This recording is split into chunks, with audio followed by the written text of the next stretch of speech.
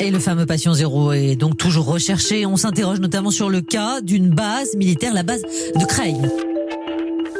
Les scientifiques tentent de remonter la piste du patient zéro, celui qui est à l'origine de la contamination. Tracer le virus, remonter son parcours, son historique, essayer de comprendre comment chaque personne contaminée a été touchée. Qui est le patient zéro en France ? Salut, c'est Thomas Rozek.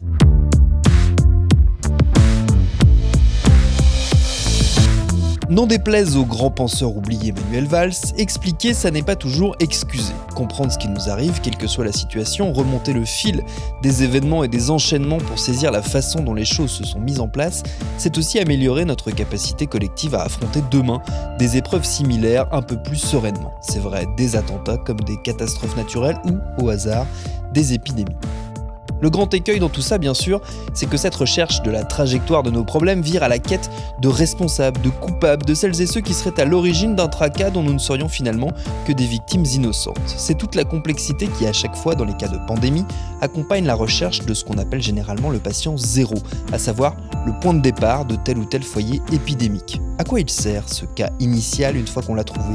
Qu'est-ce qu'il nous apprend de la trajectoire de l'épidémie ? Et est-ce qu'il n'aurait pas remplacé la bonne vieille figure du bouc émissaire dans notre façon d'appréhender ce type d'épreuve ? Ce sera notre épisode du jour. Bienvenue dans Programme B.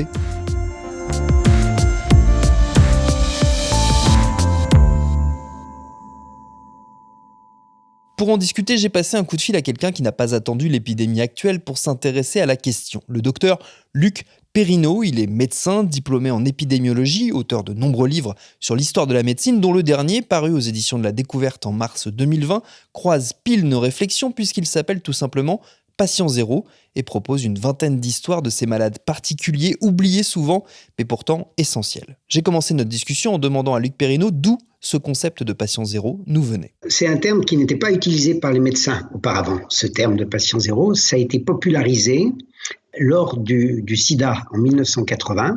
Auparavant, les médecins, quand ils parlaient d'un premier patient d'une épidémie, ou bien du premier patient d'une maladie orpheline où on avait découvert, par exemple, un nouveau gène de maladie orpheline, ils parlaient de cas index, CAS, cas index. C'est le cas index de la mucoviscidose, le cas index de l'épidémie de typhoïde.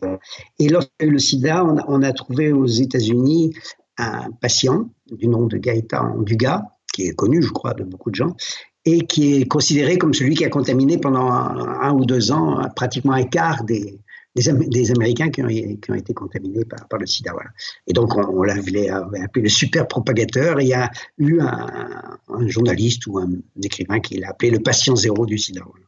Et ce terme de patient zéro a été repris par les médecins, en fait, qui l'utilisent maintenant uniquement dans les maladies infectieuses.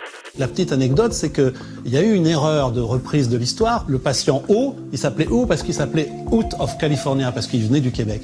Et O, ça donne 0, de typographiquement. Donc de patient O, on l'a appelé patient zéro. Et c'est comme ça qu'il est devenu la personne étiquetée comme étant le foyer initial de l'épidémie. À quoi elle sert la démarche qui consiste à rechercher ce patient zéro ? Qu'est-ce qu'il nous dit, ce patient, de l'épidémie ? Est-ce qu'il a une utilité dans l'épidémie ? Alors, bien sûr, la recherche du patient zéro a une utilité aussi bien donc, pour les maladies génétiques que pour les épidémies. Ça a une utilité d'abord pour la recherche fondamentale. Lorsque vous faites de la recherche dans une épidémie, vous cherchez à savoir comment elle s'est propagée, quelle est la virulence du virus ou de la bactérie, quelle est sa contagiosité surtout, est-ce que c'est rapide, est-ce que ça se transmet par le sang, par le sexe, par le contact, par la respiration, par la peau. Donc quand on a compris ça, on peut remonter la chaîne des transmissions et voir par exemple d'où est partie géographiquement l'épidémie, donc qui permettrait éventuellement de trouver qu'est-ce qu'il y a comme faune et comme flore dans cette région, hein. Donc là, dans le cas présent, on sait qu'il y a eu une contamination donc, par un virus venant d'un animal. Hein. C'était le cas du premier SRAS et du deuxième SRAS, donc le deuxième aujourd'hui. Et ça permet donc de mieux comprendre les mutations qui permettent ces transmissions à l'homme et éventuellement les transmissions d'homme à homme. Donc en recherche fondamentale, c'est très important. Elle a passé 26 ans de sa vie en quarantaine, fut traitée de sorcière et d'hystérique par toute la presse américaine au début du XXe siècle. C'est la tragique histoire de Mary Mallon, surnommée Marie Typhoïde, une cuisinière de New York qui fut identifiée comme la première porte-saine de l'histoire des sciences américaines, après avoir contaminé de nombreuses et opulentes familles avec ses bons petits plats et sans jamais présenter aucun symptôme, d'où son terrible surnom. Il y a plusieurs personnalités comme ça, patient zéro, très connues dans l'histoire, et vous en retracez les différents parcours dans votre livre. Lesquels vous ont le plus marqué ? Moi, j'ai toujours gardé en tête l'exemple de Marie Typhoïde, la fameuse super propagatrice de l'épidémie de typhus, qui est devenue comme ça une espèce de symbole de ces patients zéro. Absolument. Alors, dans mon livre, vous me parlez, j'ai fait plusieurs cas de patients zéro, mais j'ai étendu le terme, pour des raisons d'écrivain, d'artifice littéraire, à autre chose qu'à de l'infectiologie. Donc effectivement, il y a des cas d'infectiologie, Gaëtan Dugas, vous l'avez dit, il y en a d'autres. Et donc Marie Mallon, qu'on a surnommée Marie Typhoïde, elle est doublement intéressante comme patient zéro. Elle est doublement intéressante parce que, d'une part, effectivement, elle a transmis la typhoïde à pas mal de personnes aux États-Unis, mais la typhoïde existait avant, elle n'est pas un patient zéro, elle a été le patient zéro identifié de certaines petites épidémies aux États-Unis, parce qu'un patient zéro, c'est adapté à chaque lieu, il y en a un pour chaque pays, pour chaque île, voilà. Mais surtout, son intérêt à cette personne, c'est qu'elle n'avait pas de symptômes.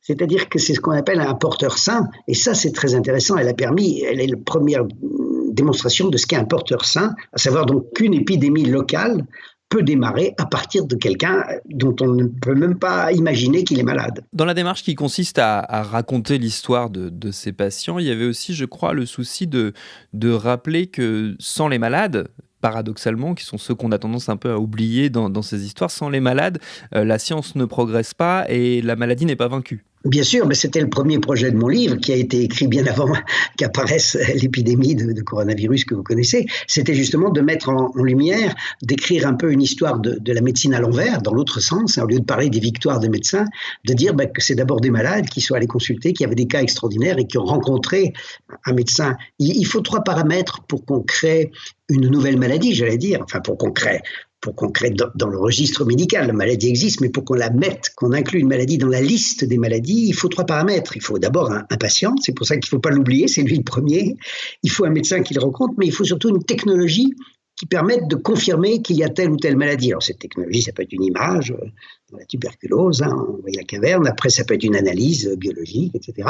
Ou dans le cas d'une épidémie, ça peut être l'identification d'un virus. Il faut donc ces 3 paramètres. S'il n'y a pas les 3, la maladie n'existe pas pour la médecine, en fin de compte. Ce qui, moi, me frappe, c'est que cette recherche du cas index ou du patient zéro, je me demande dans quelle mesure elle ne s'est pas substituée à la recherche de boucs émissaires, ou en tout cas à la nécessité qu'on a en tant que société de toujours trouver des responsables et des cas, des gens qui sont la cause de tous nos malheurs, et en l'occurrence de trouver un super propagateur, c'est trouver celui qui est responsable en gros de l'épidémie. Voilà, alors cette question, elle m'est beaucoup posée par les journalistes. Alors c'est pas nouveau, j'allais dire, c'est même...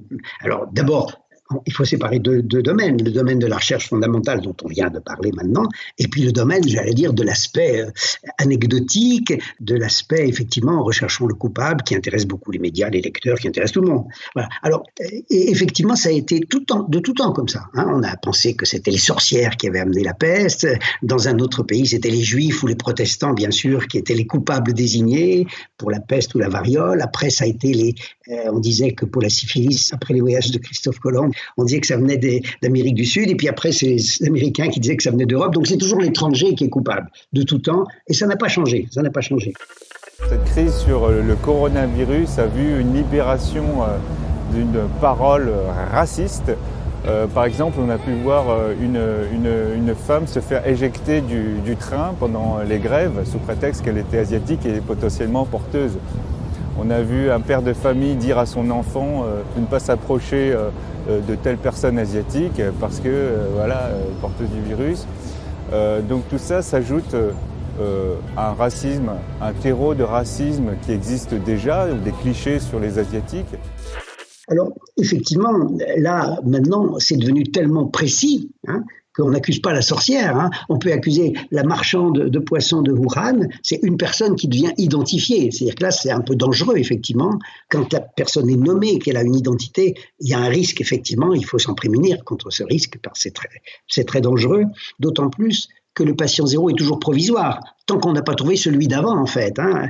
En l'état actuel d'une connaissance, on a un patient zéro, mais on peut retrouver, dans le cas de Gaëtan Dugas, par exemple, c'est intéressant, puisqu'il a fallu plus de 30 ans ou 40 ans de recherche pour remonter 70 ans en arrière, et apparemment le patient zéro du sida, ce serait probablement un braconnier de la forêt du Congo qui se serait blessé en tuant un chimpanzé. On en est là pour l'instant, donc 70 ans avant Gaëtan Dugas. C'est un travail d'enquêteur quasiment, et c'est devenu une nouvelle activité au sein de la recherche scientifique, celle de remonter comme ça les chaînes de contamination pour essayer de comprendre la dynamique des épidémies. Absolument, alors là c'est extraordinaire. Ce qu'on appelle les enquêtes épidémiologiques, c'est vraiment un travail de fourmi, encore pire que le travail d'un policier qui enquête sur le lieu d'un crime. C'est vraiment un travail de fourmi, un travail de sociologie, un travail d'anthropologie, de virologie. L'épidémiologie est la plus passionnante et la plus difficile de toutes les sciences médicales.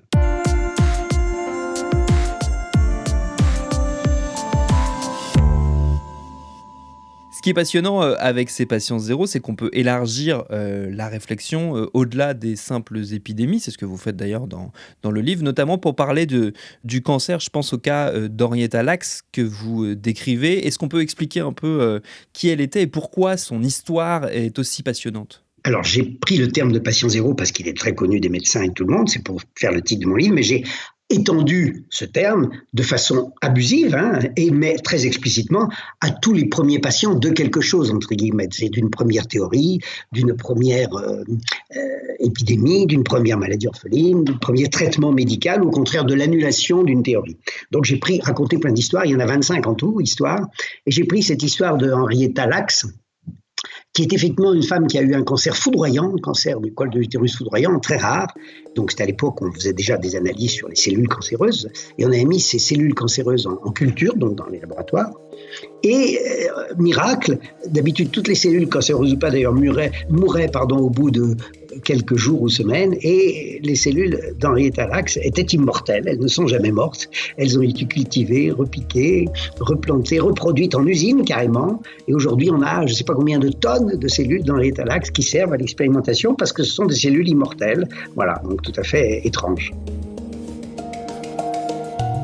Cette thématique de l'expérimentation, elle revient plusieurs fois dans votre livre, et vous montrez que le patient est aussi parfois celui qui va servir de tube à essai quelque part aux chercheurs. Et vous citez notamment un cas qui est très connu, qui est celui du petit Joseph Meister, qui est le premier enfant sur lequel Pasteur a testé, a vérifié son vaccin contre la rage. Ah bah évidemment, ce cas il est connu en France, il est très connu évidemment parce qu'il a fait la célébrité de Pasteur entre autres. Et évidemment, Pasteur ne faisait des expérimentations que sur les animaux et les chiens pour son fameux vaccin contre la rage, avec un taux d'échec de 50% en fait. Et il a testé sur ce petit garçon. Ça fait trembler quand on y pense aujourd'hui, parce que s'il faisait ça aujourd'hui, là, en 2020, il n'aurait même pas le droit de le faire, et on le mettrait en prison immédiatement. Voilà. Ce qui explique aussi qu'il faut repositionner dans une époque. Et il a tenté chez cet enfant, parce que la mère avait été très insistante, parce que c'était le moment de le faire, il le sentait, mais c'était tout à fait téméraire, et il a eu de la chance. Il y avait une chance sur deux que ça marche, et ça a marché. Et ça a été un bond formidable en avant pour la science. Ah ben ça a été un coup extraordinaire, et communication pour la science, pour l'Institut Pasteur. Il a récupéré des subventions énormes pour son institut, il a fait progresser la science très vite, mais il a fait quelque chose qu'aujourd'hui on ne pourrait plus faire, tout simplement. On ne pourrait plus le faire, il faudrait trouver d'autres moyens. Qu'est-ce qui explique, parce que tous les patients ne sont pas devenus aussi célèbres que le petit Joseph Meister, qui est quand même bien moins célèbre que Pasteur lui-même. Qu'est-ce qui explique, d'après vous, que les patients ont tendance à disparaître de l'équation, qu'on ne conserve finalement que la maladie et éventuellement le médecin ou le scientifique qui est à l'origine de la résolution de cette maladie, mais que le reste disparaît? Vous savez, je suis un historien de la médecine, je lis beaucoup de livres d'histoire, et chaque fois que je lisais un livre d'histoire, je constatais qu'effectivement, les historiens n'avaient pas marqué le nom des patients. Alors soit ils ne le connaissaient pas, tout simplement, l'histoire l'avait oublié. Quand il était raconté c'était oublié, c'est étonnant parce que dans les hôpitaux, on écrit les noms des patients généralement. Et donc, mais les livres d'histoire l'avaient oublié. Et moi, je me suis dit, mais c'est injuste en fin de compte, parce que c'est toujours un couple médecin-patient qui résout une énigme. La vérité médicale se trouve au sein du couple médecin-patient. Il ne faut jamais l'oublier, ça. Et donc, cette idée m'a plu en tant qu'écrivain. Je me suis dit, il faut rechercher les cas particuliers. Et j'ai mis beaucoup de temps. J'ai passé plus de 10 ans à chercher des cas où il y avait le nom, ou alors au moins la personne était connue, on n'avait que ses initiales. Quand des fois il n'y avait pas le nom, je l'ai un peu inventé, le nom. Mais ce sont tous des cas réels où effectivement le patient a eu un rôle majeur.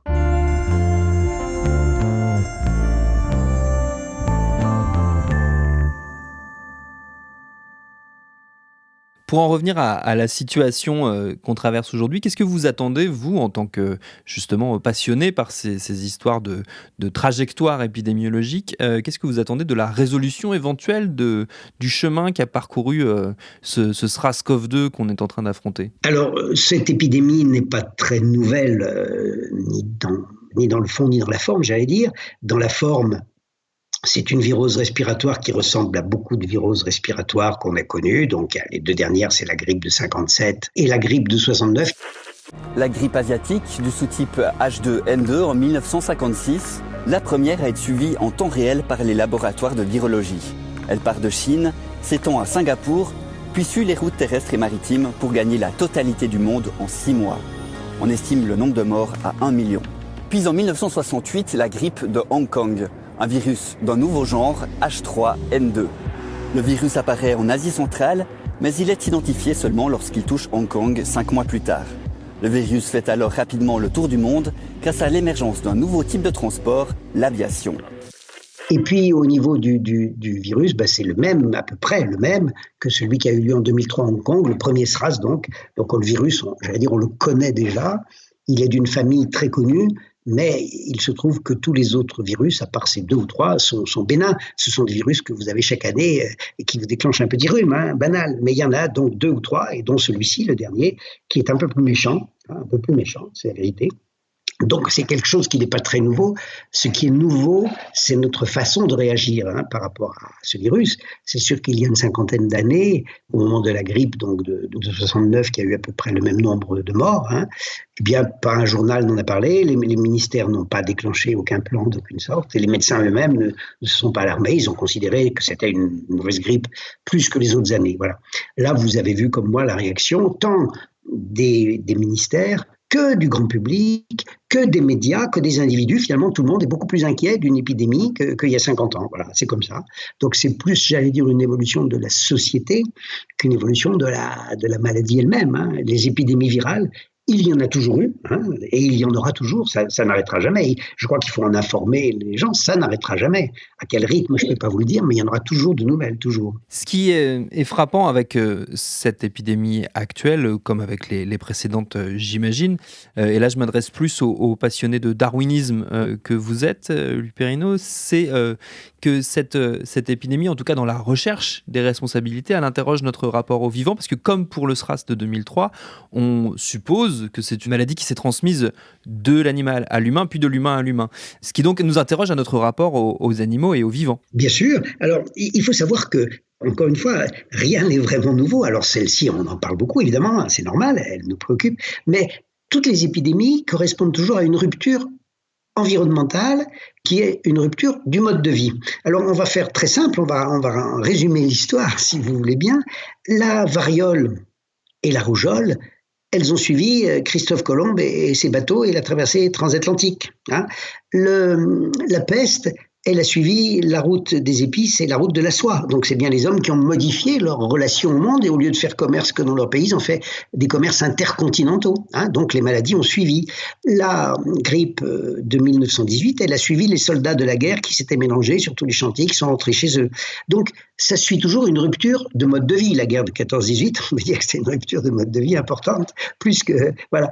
Et les zoonoses, donc les zoonoses virales, ce qu'on appelle les viroses respiratoires, elles suivent le trafic aérien. Plus le trafic aérien se développe, effectivement, plus les viroses respiratoires, qui sont celles qui ont la contagion la plus simple et la plus facile, évidemment. C'est plus facile de se transmettre le coronavirus que de se transmettre le virus du sida ou le bacille de la typhoïde, puisqu'il y en a un, c'est digestif, l'autre, c'est sexuel. Et voilà. Donc là, comme c'est très facile, on sait que là, je sais pas, je n'ai pas les chiffres précis en tête, mais dans le cas de celui-ci, je crois que moins de 15 jours après, donc le foyer de Wuhan, il y avait des foyers primaires dans une vingtaine de pays déjà. Simplement parce qu'il y avait plein d'avions qui étaient partis de Wuhan pendant 15 jours. Donc effectivement, c'est notre rapport au monde. Et il y a aussi autre chose qui apparaît, c'est qu'on est 7 milliards et demi, donc il nous faut de plus en plus conquérir de terrain, de forêt. Et si on va au sein de la forêt pour cultiver, ce que fait notre ami Bolsonaro, on va rencontrer des virus qu'on n'avait jamais délogés de la forêt auparavant. Ça, c'est évident, c'est évident. Et c'est là que la quête du patient zéro peut également virer à la quête de l'animal zéro, comme ça a été le cas cette année, avec les nombreuses spéculations autour du pangolin, sympathique et paisible mammifère qui ne demandait rien à personne et qui, en plus d'être victime d'un trafic terrible et cruel, se voit maintenant accusé d'être à l'origine de la pandémie, ce qui, on en conviendra, n'est quand même pas très chic. Merci à Luc Perrineau pour ses réponses. Programme B, c'est un podcast de Binge Audio préparé par Lauren Bess, réalisé par Adèle Itel El Madani. Abonnez-vous sur votre appli de podcast préféré pour ne manquer aucun de nos épisodes. Facebook, Twitter, Instagram si vous voulez nous parler. Continuez de bien vous laver les mains, de respecter les gestes barrières et de ne pas manger de pangolin. On y revient. Et à demain pour un nouvel épisode.